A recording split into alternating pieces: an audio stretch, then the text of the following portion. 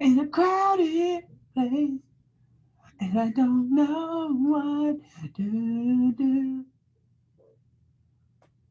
Na, na, na, na, na, na, na.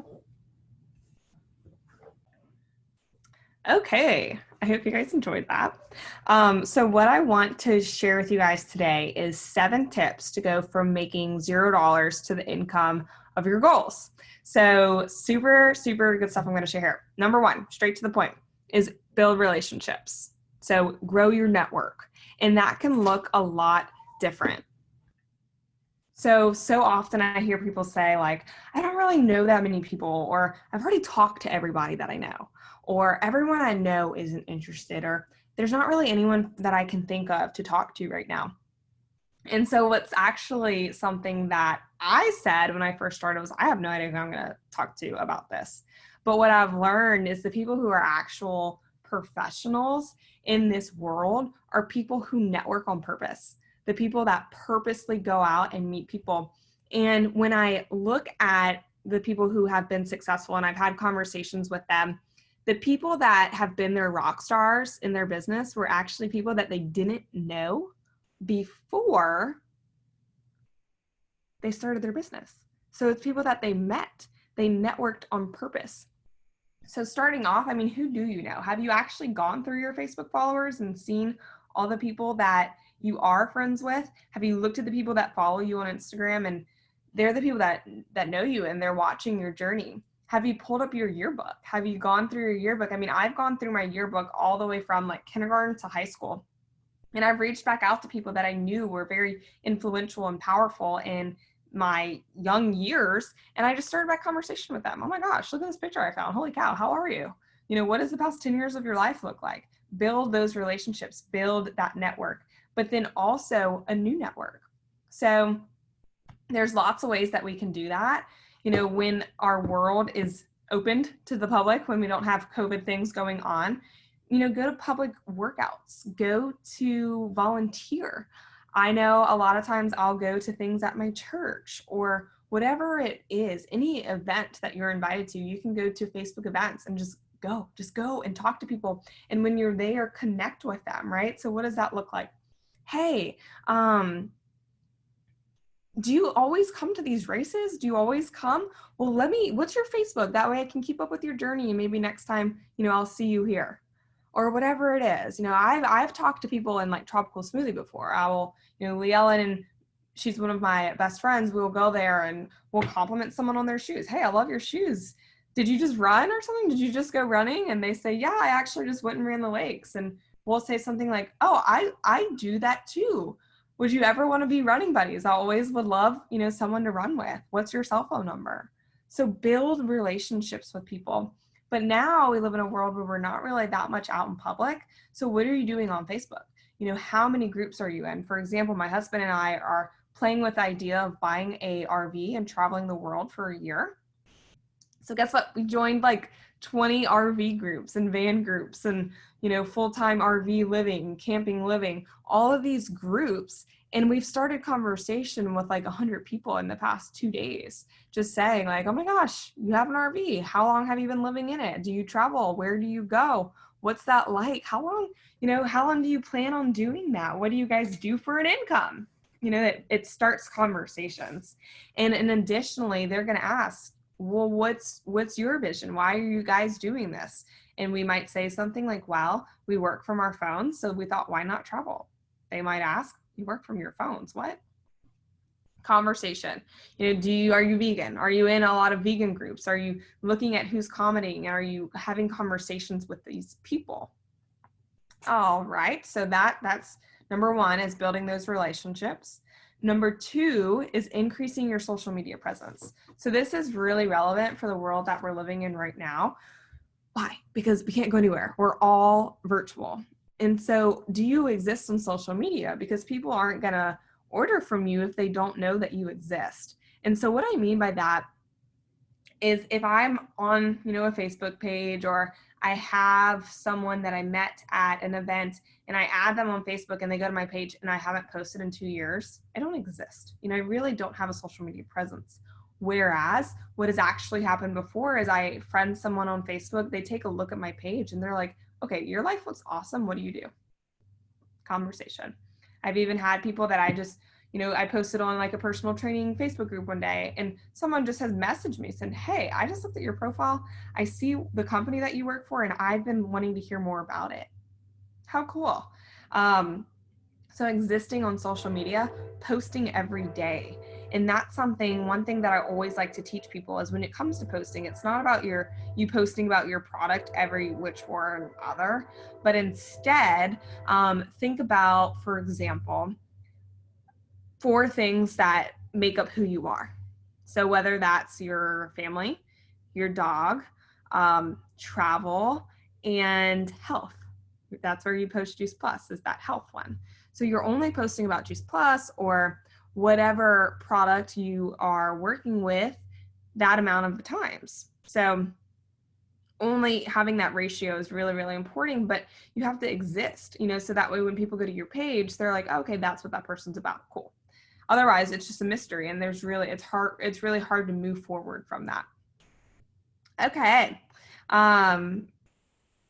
So just being on the internet more. So that's number 2. Number 3 is understand your market. And what I mean by that, and it's different for everyone. Now, luckily with what we do with the Juice Plus company, our market is everyone. Why? Because everyone needs more fruits and vegetables. Who gets 9 to 13 servings a day? I don't. So we all need to bridge that gap.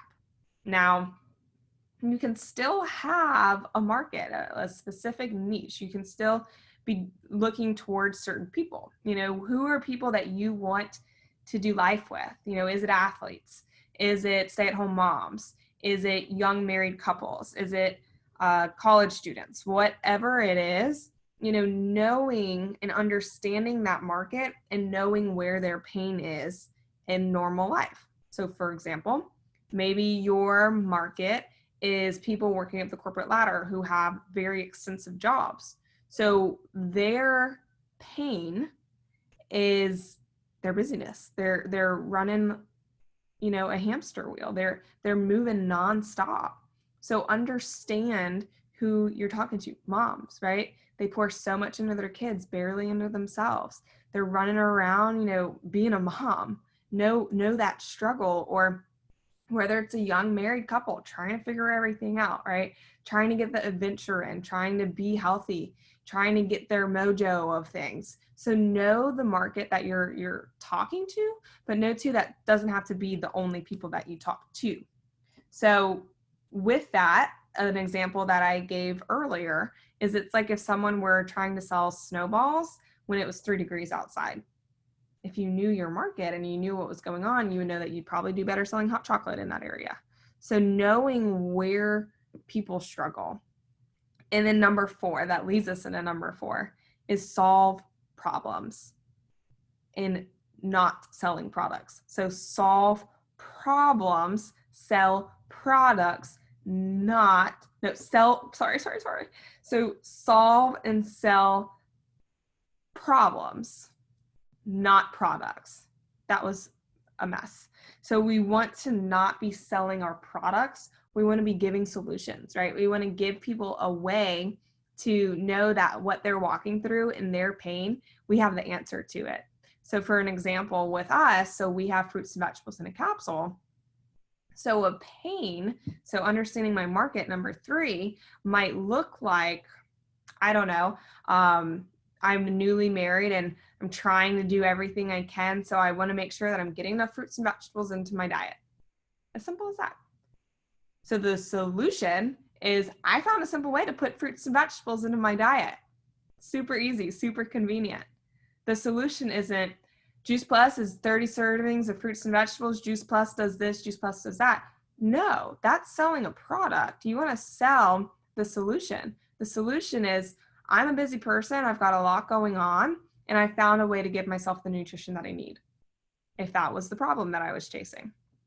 So if that makes sense. So take the focus off the product. People come to you because they don't get enough fruits and vegetables, or they're running around like a crazy person, or their kids aren't eating healthy, whatever that may be. They'll purchase from you if you have a solution. All right, number 5, customer care. And this is changing your customers' lives. And this is so important because what's the point of getting a customer if you're not going to keep them, right? Juice Plus has an 85% retention rate, which means when someone starts taking Juice Plus, they probably won't stop. It's a lot easier to keep a customer than to get a new one. Now, that 85% retention rate is for people who actually take care of their customers. So love your customers, care about them, take care of them, ask on them, like see how they're doing. Don't just call them and ask how their Juice Plus is. Ask how their family is. Ask what's going on in their life. What are they excited about? What are they worried about? Be a friend for them. Be their backbone. You know, if they're moving, help them move. Be that rock star in their life. Change their life. So care so much about your customers and your team. You know, if you're on that team development side of things, care about your team. Love on them. Love on them. Be a friend to them. And everyone that comes into your business or comes into your customer base, they should be a raving fan, right? They should be so excited and so thankful that you showed this to them that they're screaming from the rooftops. That's the perfect picture. But we have to be able to change people's lives, right? We have to be able to take care of our customers to a high level to have that be achieved. Recap: build relationships, increase your social media presence, understand your market and their pain points, solve their pain points, not the product, change people's lives, customer care. Number 6 is build a community. And that's so important, guys. That's why we have our Facebook pages, right? Because when we get a new customer, what do? We add our new customer to the Facebook page.